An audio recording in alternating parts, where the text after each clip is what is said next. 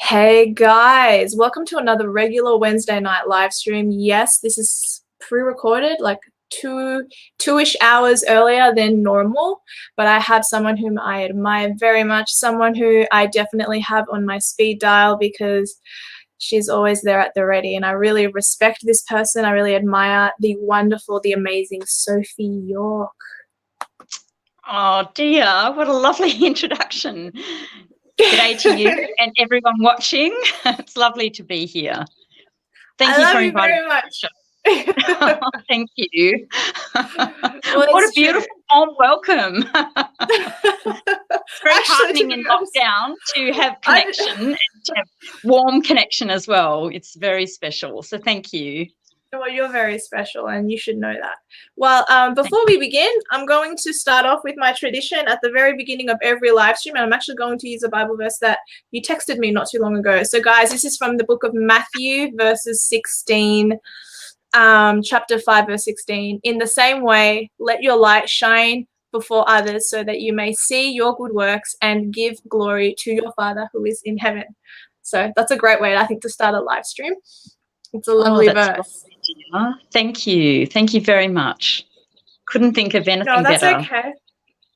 Well, I think that's what we all need to do at the moment. There's too many fake Christians. There's too much negativity right now. And we need to really, for those of us who are authentic in what we believe, we really need to stand out. And I think that's a beautiful verse that you texted me recently. And I was like, oh, that's a good verse. Yeah. Look, dear, before we get started, could I just mention to all your viewers and to you that I'm speaking in my own right. I'm not speaking on behalf of any outfit or organisation, and I'm also not here to give legal advice. So no. If there's anything that, arises that people want legal advice about, it's up to them to seek it, and of course they can, but I'm not here to give legal advice.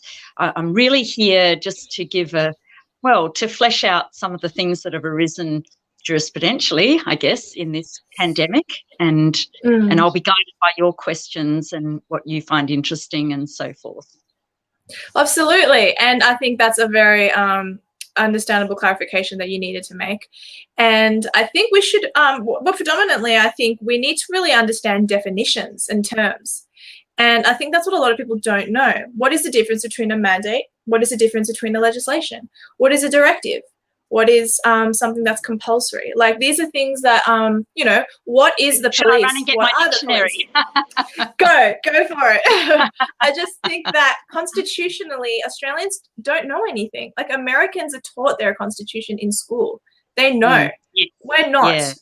Yeah. Look, and so there's so many places that I was actually given a copy of the Constitution when I was a young girl from my darling dad, and it's one of my most precious possessions, and it has a little note in the front of it in his very lovely, neat naval handwriting, and I treasure it to this day. So, it's very dog-eared now, but I still love it. I actually think it's a perfect gift that a father could give their daughter, or any of their children, actually, but I was really thrilled to get it. But it sort of demystifies it because it's so familiar to you. You have it and you just flick through it every now and then, and before you know it, you've actually read most of it without even it being an effort. And in fact, I've got a little copy of, this is not the one Dad gave me, but this tiny little book, it is actually tiny, it looks huge on the screen there, but it's just a little pocket one. The Constitution's very small, but it's very profound, and it's not a bad go-to document just to check that things are on track with what our lawmakers are doing.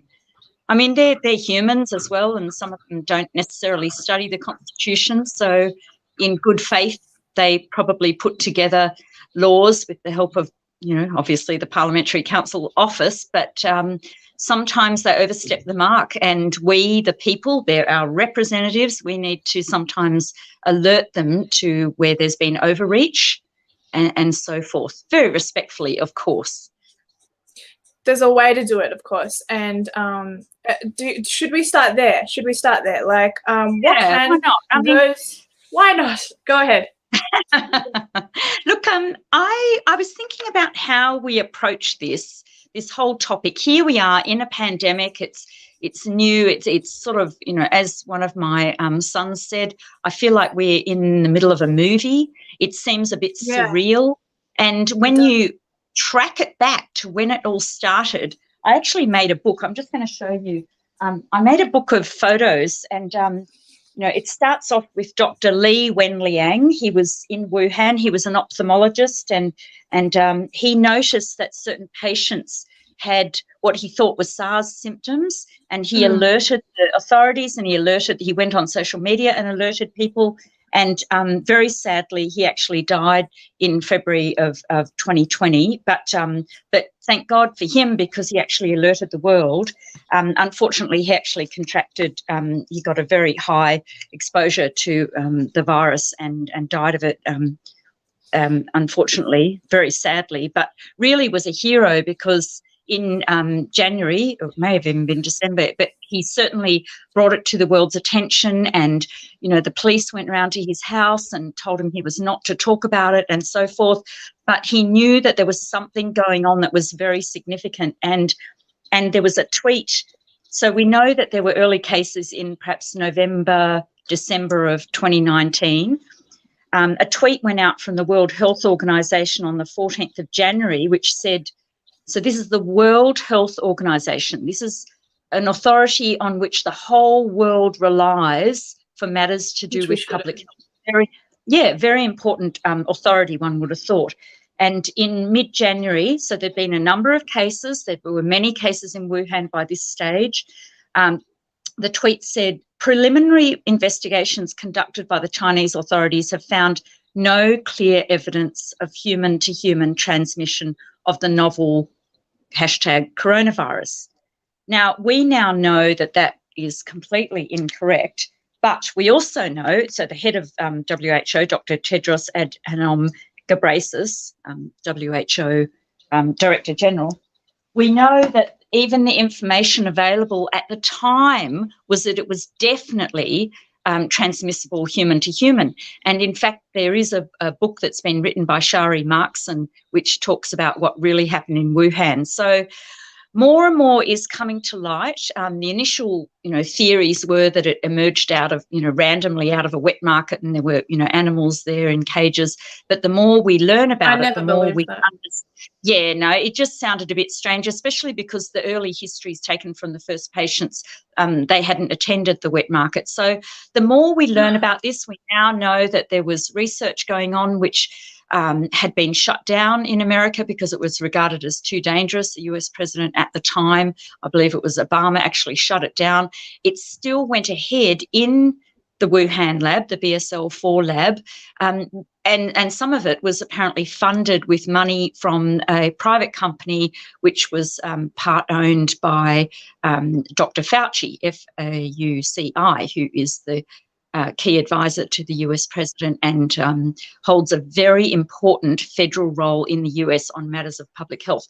So as these bits of information come out, this all becomes very, very important, and we're still unearthing what really went on and what the purpose of it was. It's very strange to have a virus be altered to make it transmissible to humans, especially one that can be lethal to people who are vulnerable, have comorbidities, or are elderly, and so forth. But anyway, moving right along. So that was the early stage. People didn't know what we were dealing with, and so quite rightly, I think governments, Western governments in particular, erred on the side of caution and ordered shutdowns and stopped travel and so forth. We saw the US President Donald Trump, he stopped flights from China. China itself, interestingly, stopped domestic flights from Wuhan to the rest of China, but still allowed international flights.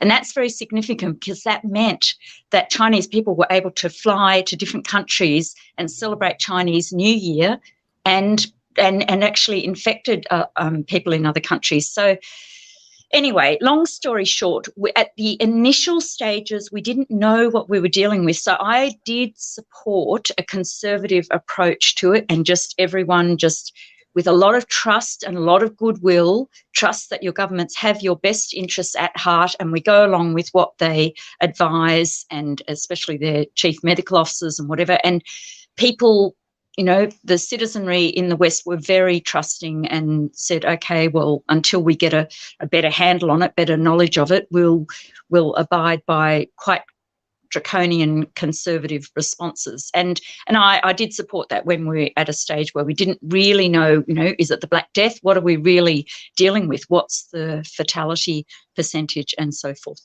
But we are now a lot further down the road, and it does make me look at, and feel free to jump in because otherwise I'll just keep chatting, but it does make me look at the whole role of what governments actually are. They are our representatives, they are our servants.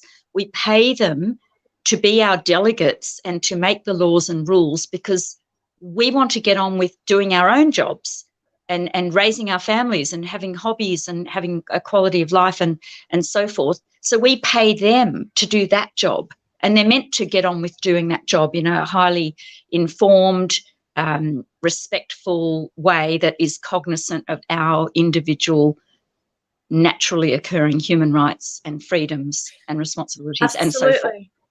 Well, Yeah. I will jump in. It's a very important social compact. Yeah. It is. I will jump in because there's a couple of things you said that I thought differently about. For example, we know, which is fine, obviously you and I, that's okay. But yeah, something that I was under the impression was that in 2018 or 2019, the Australian government bought PCR test packs. So they knew this thing was going to be announced. That to me is a huge red flag, if that's true. Another huge red flag is the fact that you're saying that at the initial stages you did support a conservative government approach, but why didn't they do that with SARS, with Ebola, with mad cow? Like, there's a whole bunch of other things that they could have done that with, and they did. Okay, go ahead. Yeah, Ebola we know a bit about. There's been flare-ups over time, and I'm not coming at this from a medical perspective. I come at it very much from a legal philosopher's perspective, but just as, I guess, a person who reads a lot and follows current affairs and follows these issues, and I'm surrounded by scientists and medical people, so it is a topic of non-stop discussion. But with Ebola, we do know I know it's all good. I have enormous respect for people in those fields and disciplines. But what we do know with Ebola is that it's so virulent and it's so lethal that it actually often can kill the host before it even gets it's in a way not an ideal condition if you're talking about Ebola itself from Ebola's perspective, because it kills off its host. I mean, we do have, plane transport, but well, we did have not as free as once had, but it almost was so deadly that it actually imploded itself. It actually killed off its own best chances to be transmissible. So it's self-defeating, Ebola. So, but of course, it is so dangerous that we've always regarded it as a very dangerous. I mean, there's no Ebola. There's no comparison between COVID-19 and Ebola. You wouldn't mention them in the same sentence, really, from a lethality percentage perspective. Okay. I would think. Yeah. Okay. No. All right. Yeah. Oh, okay. That was all. And what about what I said earlier, that government's purchasing, the Australian government in particular, purchasing PCR tests? Yeah. What's I probably need to know more about what that, the source of that information. I don't have, the source for that me came from a video, so I don't actually have the original source, so that's probably not good enough anyway. It's just something that I've heard, it's rhetoric I've heard in the past, but that also brings a lot of other things to light, like PCR tests, for example. The inventor of that test said it's not for identifying diseases. It was, I wish I was more learned on this topic. I probably should have. I didn't think we'd be talking so much about that's all right. About C19 at this level. Otherwise, I would have researched it a bit better. But the PCR test up the nose is not designed the way urine and blood tests are, which identifies immediately a problem, whether you're pregnant, whether you're low in iron or whatever. So the PCR test is not designed for that. So does that bring any red flags to you? It does for me. So you're saying the test is an oddity in itself, and it's the test isn't accurate. It's not accurate. Okay, and it gives too many false positives. Is that the misgiving? Yeah. Yes. Okay. Well, I think you'll need to interview some of the people from the medical profession about that. But I have read some misgivings. I actually raised it with a couple of doctor friends about it. But I think it's probably better if you speak to them about the nature of it. And sure. It's, yeah. But I'm interested in that sort of if that is a concern to you, that you think that they had wind of a forthcoming pandemic. I mean, it's always the case.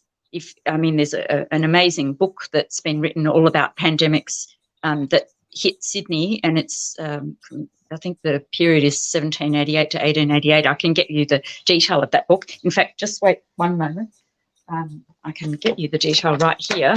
So there's been pandemics over the years. So pandemics are not new. So governments preparing for a possible pandemic, of itself, that wouldn't. Okay, it's called. It's by P.H. Curzon, Curson, and it's called Epidemics in Sydney, 1788 to 1900. It's called Times of Crisis. So it's actually a fascinating book because it goes through all the different pandemics that we've dealt with and how governments responded and also the different rates of lethality. I mean, one of the most heartrending one was the Spanish flu, because you had Anzacs, people coming back from World War I that couldn't disembark from vessels, and or the ones that had come back then got ill and died, or their families died. I mean, it was really just horrendous, just heartbreaking, the timing of it and the nature of it.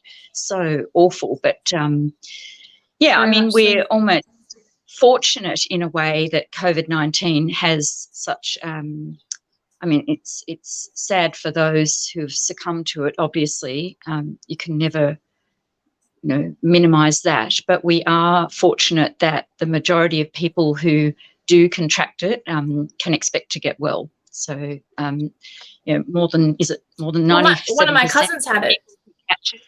Yeah, of course. I mean, everyone knows someone. Well, by now, people probably know someone who's had it. If that's not someone in Australia, is probably a friend or a relative overseas. Yeah.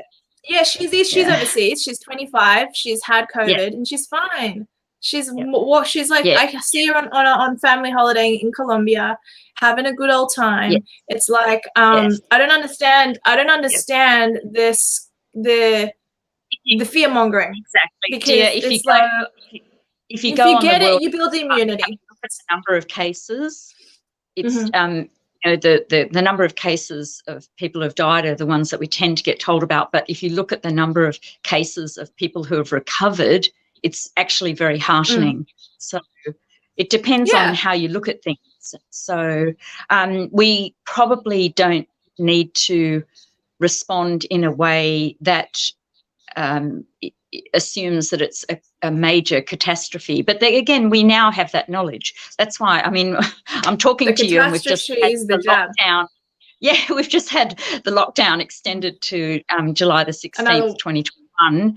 Yes, isn't that because lovely? A handful of cases, I know, and many people will, have their businesses wrecked because of that, and relationships and mental and physical health affected. And we also know weddings and anniversaries. Yes, and churches are closed at present, and many people seek solace. They go and sit in a church just quietly and commune with God and feel, it's very nourishing for the soul. People are physical and intellectual, but they're also spiritual. We know that about humans. So to think that it's okay to mingle randomly in a shopping centre and that's safe, but to not go and sit in a designated seat in a church, Yeah. Once you've done, and you're abiding by all the rules about distancing and sanitizing and mask wearing and so forth, that's really quite overreach. I think that's we're actually now getting to the point where there's either our representatives in Parliament don't understand how anomalous this is, or they are recklessly or negligently or indifferently overreaching the bounds of the authority that we give them, we delegate to them when we pay them to be our representatives in Parliament. There's enormous trust and goodwill that's gone along with this pandemic, because people obviously want to come out of it well, and they want to make sure that the vulnerable are protected, elderly people, people with comorbidities and so forth. So exactly.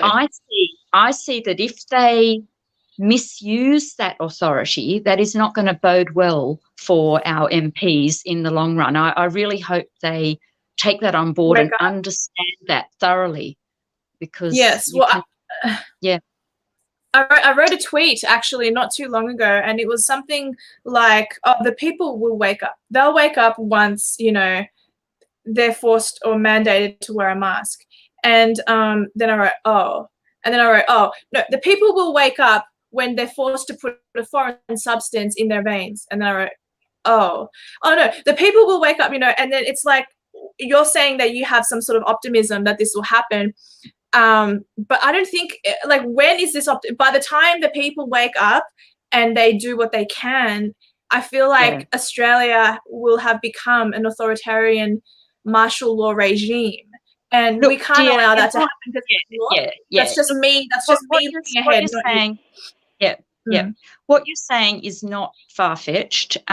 There are plenty of examples in modern history, in European nations and nations that were similar to ours, comprising, educated people who are first world people, who had governments secure to themselves or procure to themselves more and more power, and then began gradually misusing it. There are plenty of examples of that. Yes, I want to rush to the examples that, people turn off, but there's a reason the French Revolution. We had the Nuremberg trials, more recently the Tokyo trials, and the matters that were never tried, Unit 731, the Comfort Women, etc., etc. So we had the Nuremberg trials. Yes. Aren't we going against those laws? So those principles are definitely those principles are that human life has innate worth. Every human being is entitled to remain alive and not be harmed or killed, and those who create unlawful laws and try and impose them on others, that's actually can amount to a crime against humanity. So yes, that you're exactly on the right path. We must always be vigilant, like we don't have an option. It's to say that it can't happen when we know that human nature never changes, that we know that history unfortunately has repeated itself throughout the history timeline of humankind. To pretend that it would never happen, could never happen, would be completely naive and unrealistic. So the trick for us, or the challenge for us, is to actually note the lead-up signs, the warning signs, and say, we need to analyse this, check this, make sure that it's within safe boundaries, make sure that it can be rolled back, etc., etc. No, you're definitely on the right track. I think that's just being prudent and sensible and using your brain. I don't think there's anything wrong with that. So good on you. You're a thinker, clearly. I've been a thinker for quite some time. It gets me in trouble sometimes, but for the most part, I think I'm led on the right track by my research. Do you think that okay? So, for example, there are laws, there are legislation, statutes passed in Parliament, and then there are court systems and things passed in court. Now, when a cop says to you, "I've given you a directive," now that's not a statute passed through the upper house and the lower house in Parliament. It's something that has taken place in a court. So do you want to talk about So basically, the laws will set up those institutions which then carry out the rules for society, to govern society. So, yes, they are delegated down the line. So the Commissioner of Police, for example, is statutorily appointed. The Commissioner then can make rules to govern the police force, and the police can enforce the law that actually is made in Parliament. So, for example, I was just for leading up to this, I was actually looking through the New South Wales COVID-19 rules. Are you in your office? No. Oh. It's like everything is right there. Okay. Oh, sorry. I know. I like to. But it was very fascinating. You're organised. To look at all the rules. And this is just on the New South Wales government website. If you go and look at the COVID-19 rules, and it says, stay-at-home orders will continue in Greater Sydney, including the Blue Mountains, Central Coast, Wollongong, Shell Harbour, until 11:59 p.m. on Friday, the 16th of July, 2021. Okay, that's okay. If you're aged 40 or over, or your job, health issues, or caring responsibilities makes you eligible, you can book an appointment to get vaccinated. Okay. Check in when you go out. Help make contact tracing quick and efficient. Provide your contact details at businesses, venues, and events.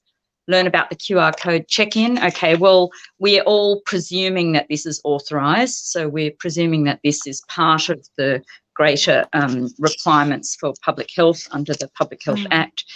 Get tested even if you've been vaccinated.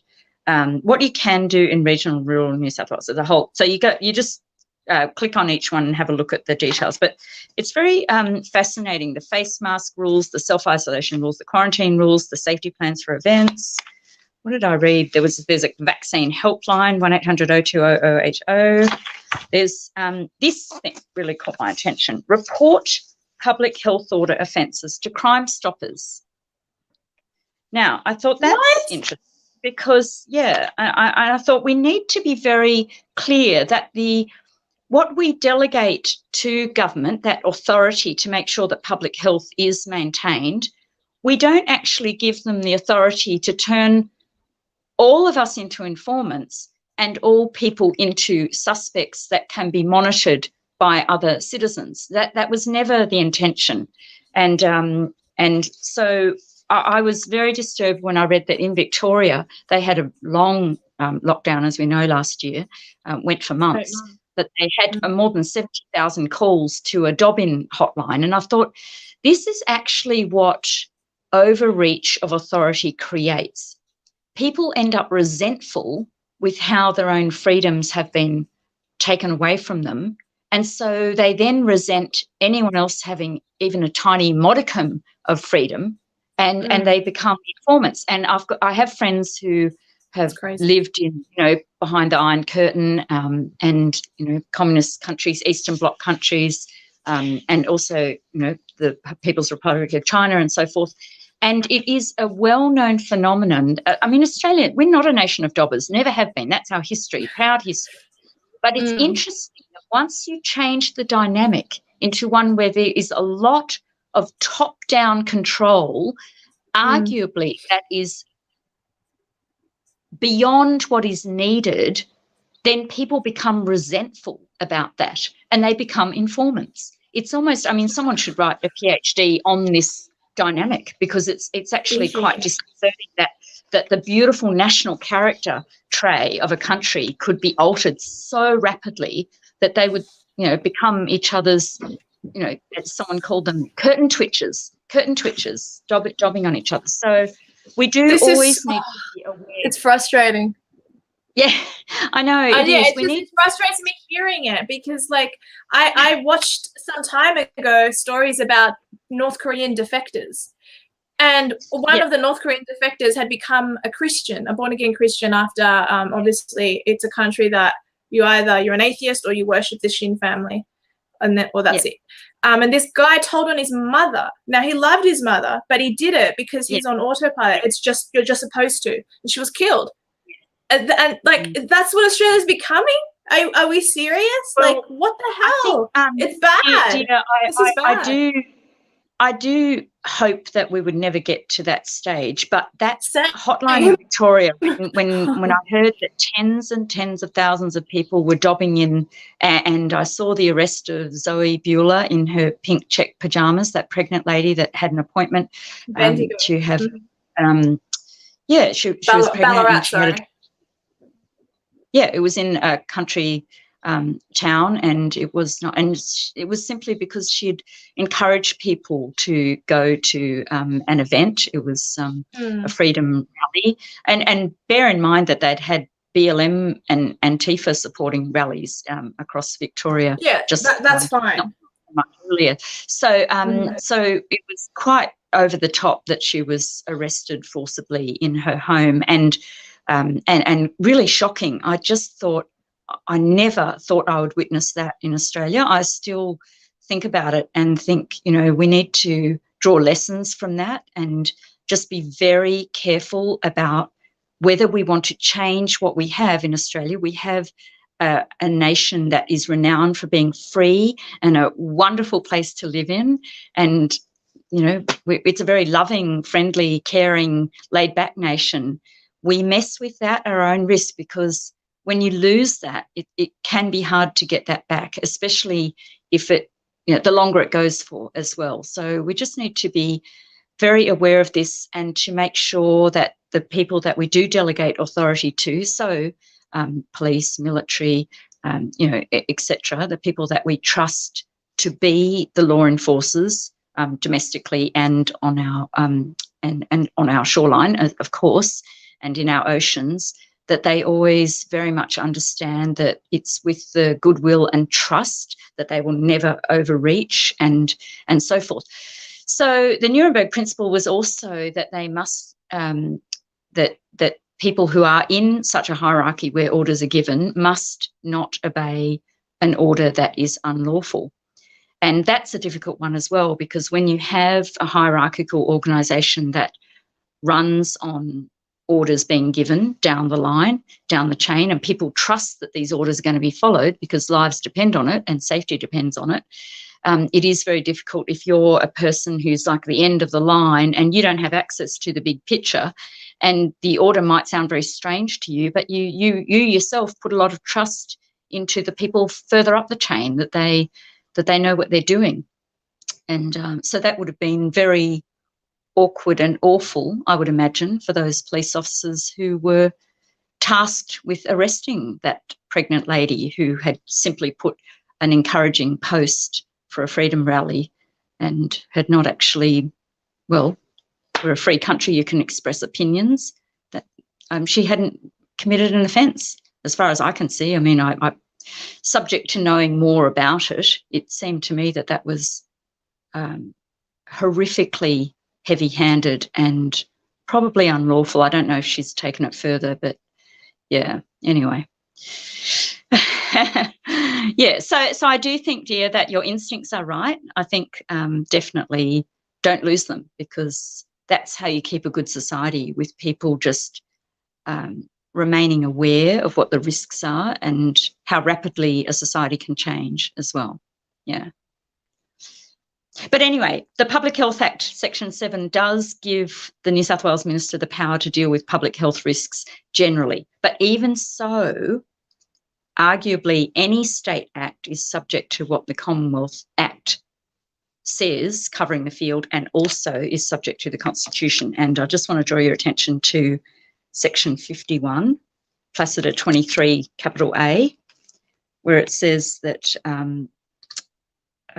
medical and dental services, yes, they must be provided, but not so as to authorise any form of civil conscription. And that has been interpreted by the High Court. So, as things cannot be imposed. We have a constitutional protection about that. So I just sort of wanted to draw that to your attention, and also all your viewers as well. Yeah. In fact, it's been interpreted in such a way as to protect us. It has a protective effect. Does that make sense? You still there?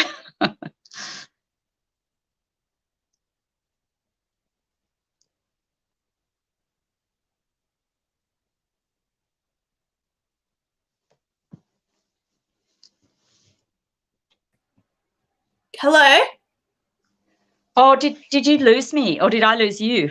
I lost you. I think it's my internet. Give me a second.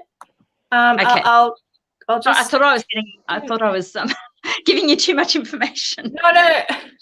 No, you weren't. No. The information I followed. It's just that I keep losing you. I'm just going to see if I can connect to a better line. I don't know what's about to happen, but I'm just going to connect to a better line. Okay, connect. Okay.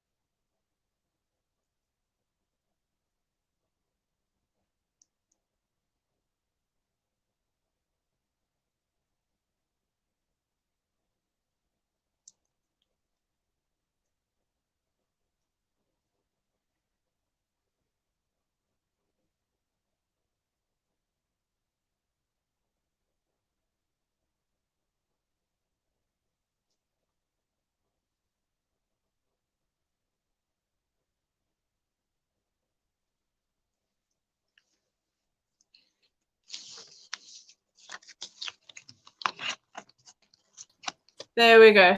That's better. Can you hear me? Can you see me? Yeah, that's clear. Yeah, clear as a bell. Okay, good. Sorry about that. All right, so I was mentioning the Constitution. Is that interesting for people, or? Well, it is for me. It is for me. The reason that I recently heard Ricardo Bossi, and it's going around on the internet, but I already knew about it. Serene. All right, I'll leave it then. Yep. No. I was going to ask you about the Biosecurity Act, 2015. Yes. What is your understanding of because as far as I understand, the implementation of mask wearing is not something that they're allowed to do according to the Biosecurity Act. I just wanted to get your words. Well, I haven't actually got the act in front of me. Hang on, I should have printed it. Hang on, let me just see if I was reading it, so let me just see. Hang on, I'll just see if I've got it. Actually, I can't send it to you because you're on. Got it. But the bottom line is, okay, we'll stick to principles then, because yes, the Commonwealth would be able to give itself the power to attend to matters that are going to affect the greater public. So, but the principle of it is there must never be overreach, and it must always be justifiable use of power. Does that make sense? Yes, it does make sense. But where are they? And any limits to a power, if they're expressed covering the field by a Commonwealth Act, then Section 109 of the Constitution, then the Commonwealth has covered that field, and the states cannot purport to cover it and give themselves more power if that area has already been covered by the Commonwealth. So that's the broad principle. There's also something else that I want to draw your attention to, and that's the International Covenant on Civil and Political Rights. And if you have a look at Article 7, so it says no one shall be subject to torture or to cruel, inhuman or degrading treatment or punishment. In particular, it says in particular, no one shall be subjected without his free consent to medical or scientific experimentation. And nobody would seriously argue that these speedily produced vaccines are not really in a stage of experimentation still. I think you would have to say that they are, but people argue, well, we have access to such a big pool of people that we're getting a concertinaed level of data that we would not otherwise have. Therefore, we don't need to have the prolonged period of time that you'd normally have for a vaccine. And also people argue that the gene therapy data discoveries have been around for decades. Therefore, yes, the Pfizer vaccine, which is really gene therapy, the mRNA action is actually something that's been around for a long time and known about for a long time. So how it instructs your cells to produce the spike protein. Well, and it then your immune doesn't do the same thing as an influenza shot, or yeah, it that's operates right. differently, and that's scary. Give you a cold, apparently. So and also I should mention with the ICCPR, the International Covenant on Civil and Political Rights, that we've signed it, we've ratified it, but that covenant actually, like most international treaties, until we enact it into domestic law, it's actually not. We have a dualist system. We don't automatically have international law applicable domestically. We say it has to go through our parliaments. But what we normally do when we ratify something is we actually enact it into domestic law.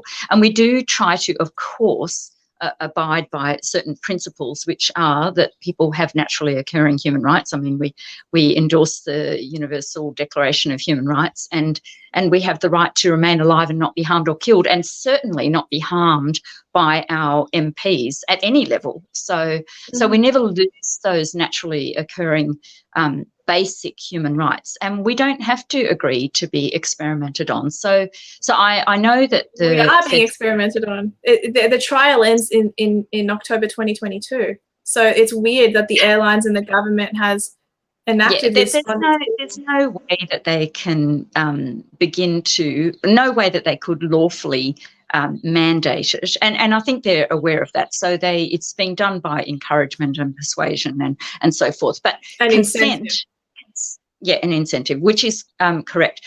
But consent must be freely given, otherwise it's not consent. So if you make someone's livelihood dependent on it, or their employment, or their ability to mix in society, or to have any relationships, close relationships or whatever, make all that dependent on whether they've had one of these COVID-19 vaccines, whichever one, that would not probably amount to freely given consent, because it's been obtained under incredible duress. It's not freely given. Its consent is vitiated by the context. So it's a very interesting scenario that we've sort of backed ourselves into. And of course, and the other aspect as well is that some people have very good reasons to not get vaccinated, and we all need to respect each other's private right to have their medical situation remain private under the Privacy Act of 1988 Commonwealth. Of course,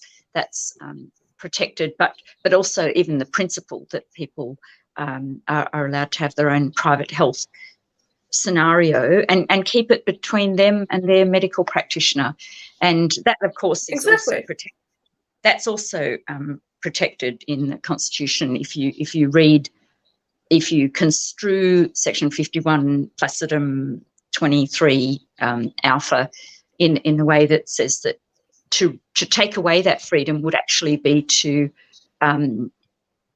be conscripting them. It would actually be removing their freedom. So we've this was inserted, I believe, straight after World War II. And when you look at why that might have been the case, if you look at some of the atrocities and overreaches of government in World War II, as mentioned earlier, I mean, not just Germany, but also in Japan and so forth. Really horrific overreach. I don't want to get into the details of it here, but I can provide you with plenty of examples, Unit 731 being the worst.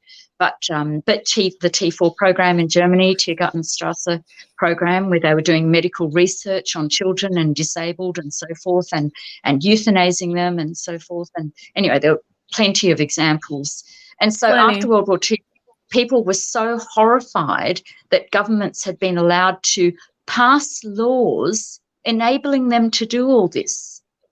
And people at the time had the positivist perspective, which said, well, if it's been enacted through the correct process in the Parliament or Congress or Reichstag or whatever, then it must be lawful. But a law can be unlawful. And unethical.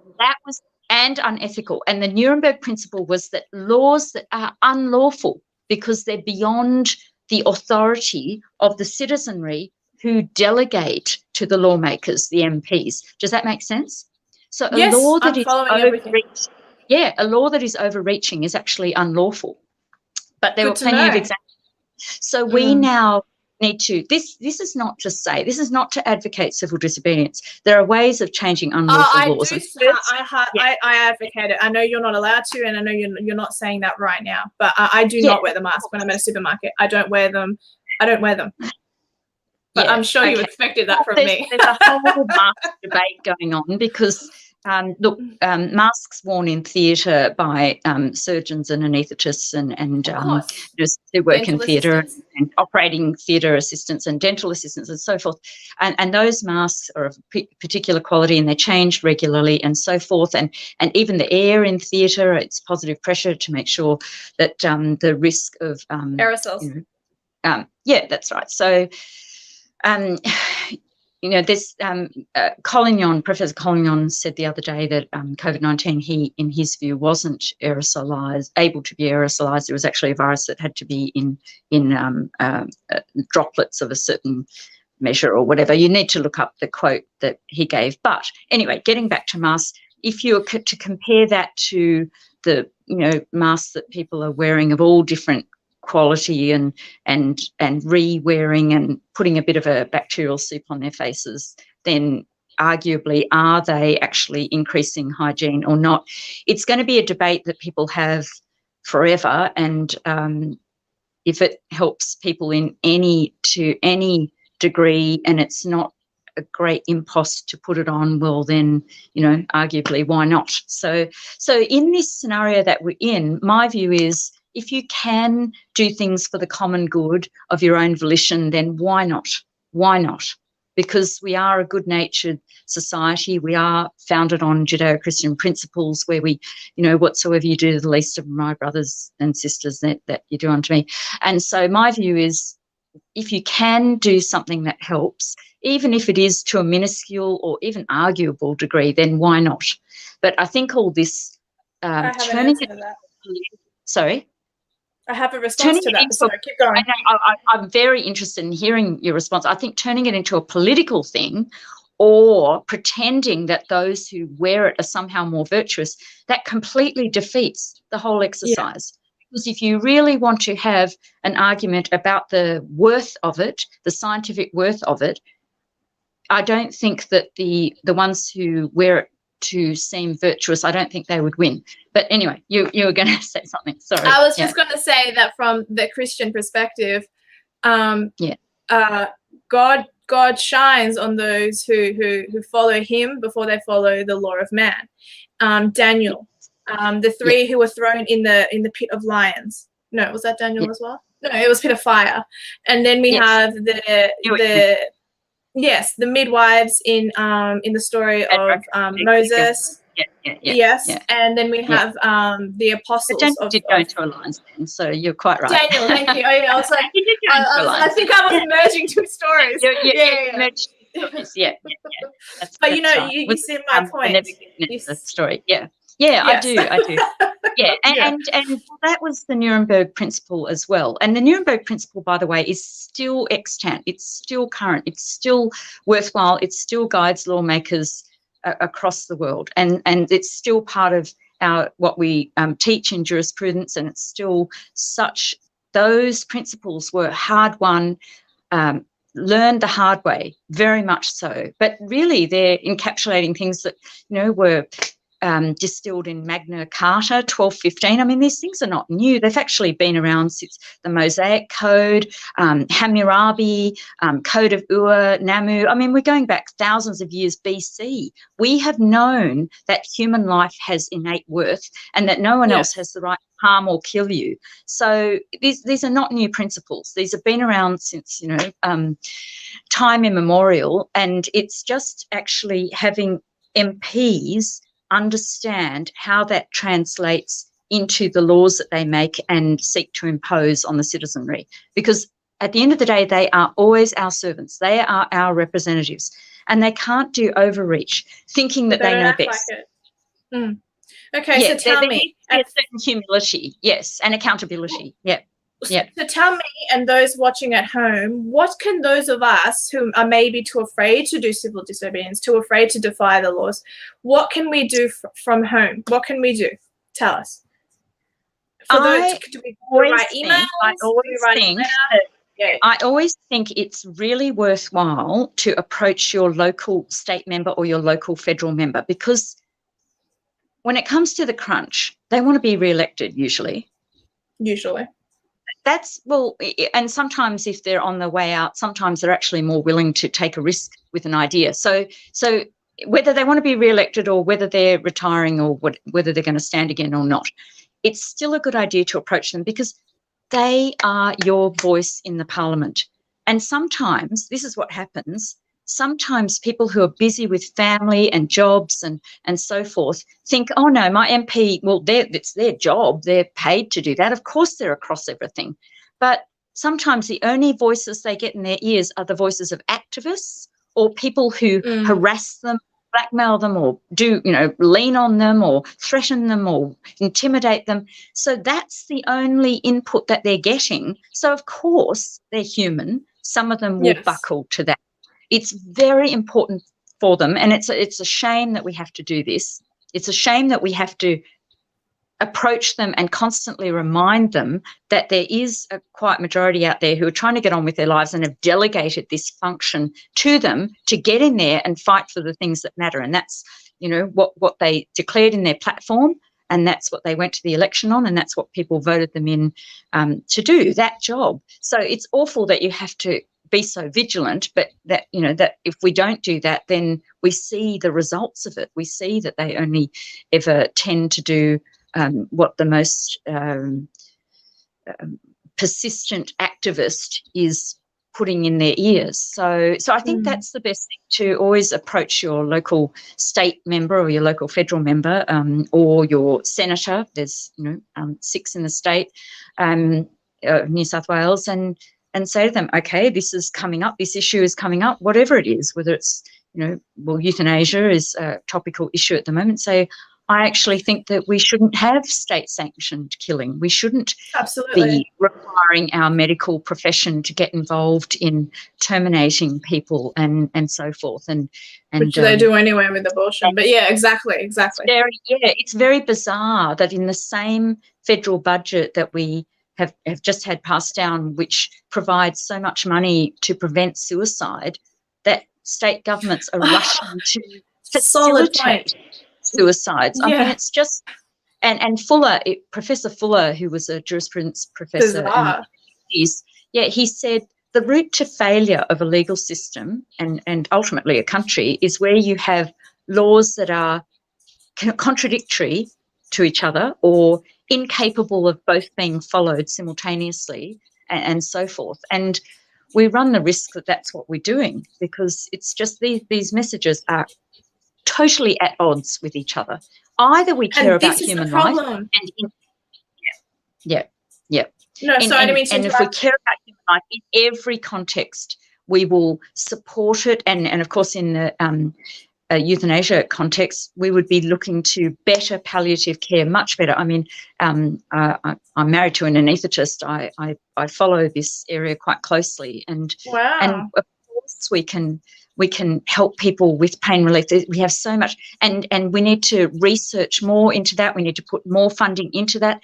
We don't just make people terrified about end of life. And in some countries now, it's no longer if they've got a terminal illness, just that they want to top themselves, we'll Shanghai some doctors into doing it. I mean, it's just, or nurses or whatever. I mean, it's just children in Beltran now. I mean, it's really, that's what the T4 program was about, euthanizing children and disabled.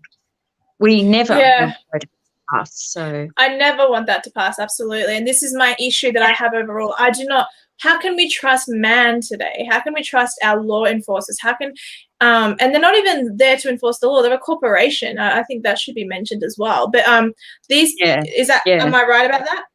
Is that true? That's what I said? Well, I call it corpunism, what's happening now. So I feel that we've moved to a scenario where the democratically elected governments are in effect almost being controlled themselves by large corporations' viewpoints on things, and that can be via donations or via influence or via media or we saw an example with a US president unable to keep communicating with the public. So democratically elected US president unable to keep communicating with the public via his preferred method of communication, which was on Twitter. Now, people think, oh, that's so laughable and, he was so offensive and so what? Hang on a minute. Let's fight for principles here. That's the one common ground we should all have, that principles matter. Do we actually want an unelected tech giant CEO telling all of us what our democratically elected representative is allowed to do via communication or not? Do we want that? I just think if we could unite everyone on principles, then we would have a much happier existence forward. And a stronger nation. No, that's very true. No, that's very accurate. It's sad, and this is why I think we look to leaders, and sometimes we vote for leaders based purely on what they are. So for a black person, it's like, oh, I'm voting for Barack because he's black. Stupid logic, which I used to follow. I used to be like, oh, he's a Christian, I have to vote for him because he's a Christian. No, that guy might be an idiot. He might just pretend that he's a Christian. Oh, that person's Colombian, I got to vote for that person because they're a minority like me. That's dumb. That's right. And dear, I'm so glad, dear, that you've raised that, because that sort of category selection is actually what Marx sought to do that. So what he did, his principle, his Karl Marx, his political thesis for how to gain a political base was to round up people who were aggrieved. People can be aggrieved about all sorts of things, and if you round up enough of them, and if you label them all with a category, and you then say how that category is aggrieved, then you actually can grow your base, because self-pity is a tap that you can turn on with almost every human. Everyone's got something that they're are upset about or whatever. It's much harder and more authentic to say to people, okay, what are our common goals? What can we strive for together? Instead of bagging and tagging people. But it's a political strategy, and critical race theory is the latest iteration of it. But the critical legal scholars have been around for a long time. They've been around for probably 40 years. Yeah. And they've been around for a long time, saying that, people, it's the theory of intersectionality. There's a whole band of people who, for different reasons, are discriminated against, for example. Therefore, they're all upset. Therefore, they have something in common. Therefore, they band together politically. But it's actually quite false, because really they're just rounding up people, labelling them all, and then telling them what baggage goes with that label. Yeah, so it's exactly dehumanizing. It's very dehumanizing, and it means that you no longer look at the character of the person, the content of their character, which is exactly what Martin Luther King asked everyone to do. Stop looking at, the levels of melanin in people's skin. Look at the content of their characters. That was his whole campaign. His whole shtick. Was to stop this shallow labelling and dismissing of people based on skin colour. And Ayaan Hirsi Ali wanted people to stop looking at people as whether they're a believer or an infidel or a woman or a, Well, she's an atheist who defends faith, Christians, because she knows. She's not about categorising people. Her view was she stood up for, human freedom and basic human rights, and she stood up for those. And the fact that she was, I'm just trying to remember her. So she ended up in the Dutch Parliament, the Netherlands, and I think her ancestry, her family were Islamic, Somalia. But she, possibly, So anyway, but her whole what she stood for was actually to not have all this identity categories or identity politics where you only have worth because you happen to belong to this tribe or that tribe. You are actually a human being with your own unique character, and on that you will be measured. And what you stand for, if you put yourself forward for office, what you say that you will do in office or what you stand for, you will actually be measured by that. And so, anyway, I think eventually, I mean, great atrocities have been committed, terrible atrocities have been committed by categorizing people and no longer seeing them as human. It's a method Exactly. of dehumanizing. Yeah, it really and is. That's why I don't Africa, like the whole non-binary thing. Yeah, Africa, I know. sorry. Well, in Rwanda, what the Mm. Hutus did in relation to the Tutsis was actually dehumanize them, and they would be referred to on radio and in the parliament as cockroaches. So then, of course, it's just one step from that to then all you're doing is eradicating bugs. So, and I think sweet Lord, and it's the same thing in South Africa with white people. White people are garbage. They're, oh, it's fine. Their land is not theirs anymore. Do what you need to do. Like, that's evil. That's right. And people like that. Yeah, they are dehumanizing them. It's part of the process, and it usually ends in bloodshed. Very sadly, it already has. Yeah. So, and we saw it in America with all that rioting and burning and looting. I don't know if you've had the opportunity to look at Unmasked by Andy Ngo, Ngo, but you have a look at that book. And there's another one, Prosoviec, Jack Prosoviec's book. There's another one which I wanted to bring to your attention. It's Spheres of Government. Let me just, I haven't got it handy, but your... you have every other book handy. It's von Humboldt's book, Humboldt, and it's about spheres of government. He wrote it in 1791, but it was not published during his life because it was regarded as so controversial. He was Prussian and he's a philosopher, but the principles in it. The Prussians are gone. There's none left. Yeah, that's right. I mean, it extended across 9 countries, but yeah, he was essentially German, but the principles in it are so extraordinary. He basically points out that the government, they are there at our behest and to do our bidding ultimately and the best by us, and they're there to protect our rights, not extinguish them or take them away from us. Their role is to look after the big ticket items, like public transport and defence and that's what we need to get back to. We need the people of Australia to be more educated. Know that they are there to serve you. You serve us. Thank you for reminding me. Oh, dear, thank you for reminding me. Tomorrow, it's the deadline for submissions to the national curriculum. So if people want to do submissions, they just need to go online and look it up. Anyway, I'm sure that if they do an online search, they'll find it very rapidly. But I can send you the link. For primary schools or high schools or? Yes, for high schools. Yeah. Well, actually, maybe primary schools as well. My understanding was it was for high schools, but again, people need to go and have a look. But that is the most important thing, because I've seen a couple of the proposals, and basically it's all about defaming our forebears, rewriting our history, making people reject and hate our history. It's climate change, alarmism.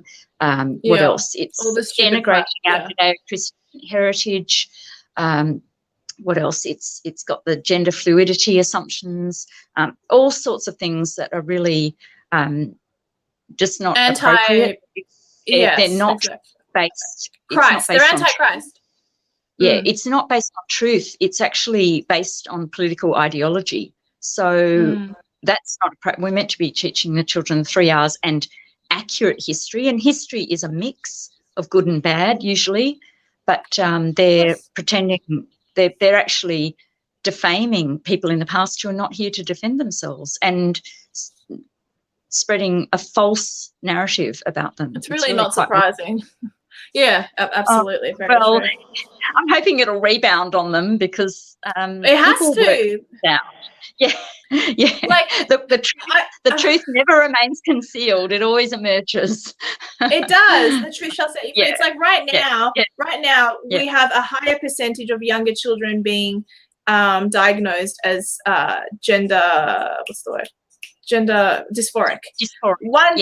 Yes. And so I feel like that is a good one that will come back around. Those people are not indemnified, so that'll come back around. Those people will have to be sued. And then it'll set an amazing precedent. I mean, it's sad that has to happen, but that will be one of those things that will come back around. It has to. And there will be some children who will suffer in the meantime, which is very sad because, again, they trust adults. Children's brains are not fully developed. There's a case, Kira Bell and Tavistock in London, where Kira Bell when she was 13, she was put on the path of puberty blockers, ended up having irreversible surgery. She's now got a deep voice, a double mastectomy and stubble, and is possibly infertile. And she's sued Tavistock Gender Clinic successfully. This is last year. Good. You barely Amazing. heard about it. Yeah, you barely heard about it, but that should be a warning, clanging bell to Australia. Don't go down that path, because children trust us and their brains are not fully developed, and to put them on that path, I mean, it's normal for some girls to go through a tomboyish stage. It's normal for some boys to go through an effeminate stage. They pass through it. It's utterly normal. I've spoken to paediatricians about this, and also Joe Tucci, the chair of the Australian Childhood Foundation. We are creating an epidemic of gender dysphoria and allowing or putting children, trusting children on a path that is dangerous and actually cruel to them. It is, and that's why I know the truth shall set us free.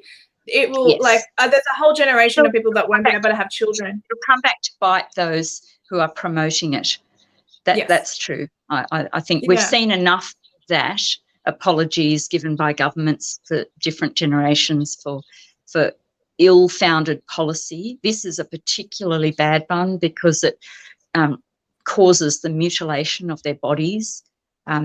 Children can't have tattoos, and yet they'll be able to have their body parts removed. I mean, it's really quite horrific. So, and our current laws currently state that if I was a mother of a 4-year-old girl telling me she wants to be a boy, I would be the abusive parent for not allowing it to happen. Yeah, that is how stupid our laws are at the moment. Yes. So Victoria has God I'm in New South Wales. They've very slyly categorised counselling or parents seeking counselling for a child who might have gender dysphoria. They've categorised it in the same slot, if you like, or category, if you like, as conversion therapy. No, it's not. It's actually about not allowing your children, or not allowing your children to go over this precipice of a fad, a current fad. I mean, different fads go through.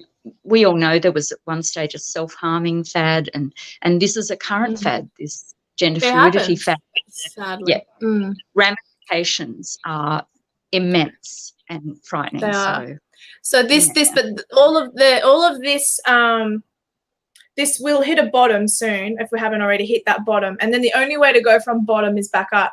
And so I feel like at some stage in our lifetime that'll happen, and then things will start to slowly re-improve. It's just but I think that's where we should leave it, because we have done a full hour, and you've been an excellent guest as usual. I can't wait to catch up with you again soon, because you're one of my favorites.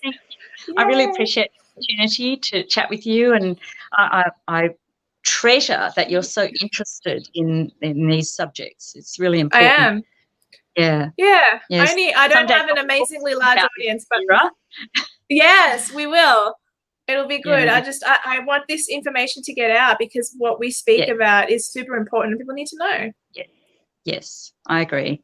Thanks, dear, and thanks to all your watchers. It's been lovely having this special hour, and I hope it's been thought-provoking and interesting. And I hope so. I'm pretty sure it has been. Yes. God bless you, and thank you. And thanks everyone for watching. Thank you. All the best. All right. Bye. See you later. Bye.